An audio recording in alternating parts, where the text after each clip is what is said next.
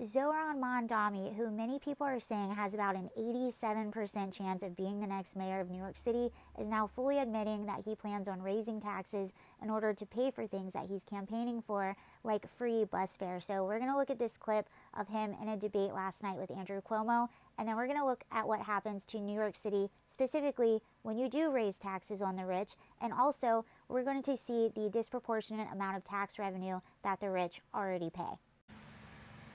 But the question is how you'll make them free. We will fund the revenue that would have otherwise been brought in from fares. And that's something that we would do in partnership with Albany. And I've put forward two proposals. The first is to raise taxes on the top 1% of New Yorkers by 2%. That would raise $4 billion. The second is to raise the state's top corporate tax rate to match that of New Jersey, which would raise $5 billion.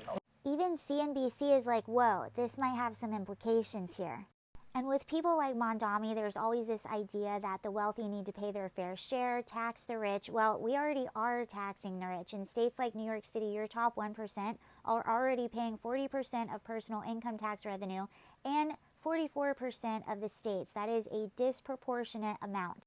And do you also remember that one time when there was a wealth flight in New York City in 2020 and Andrew Cuomo had to basically beg his wealthy residents to come back to the city because they were literally bottoming out with tax revenue? He even offered to take them out to nice dinners. Let's play devil's advocate for a moment and say that maybe with his tax plan he can squeeze out a few extra bucks here and there with the remaining wealthy that are in New York. All of the things he wants to do together cost about $10 billion. That's the free bus fare and the universal child care for everyone. Now he's doing this while simultaneously Kathy Hochul is running to be governor of New York as well, and she continues to promise that she absolutely will not be raising taxes.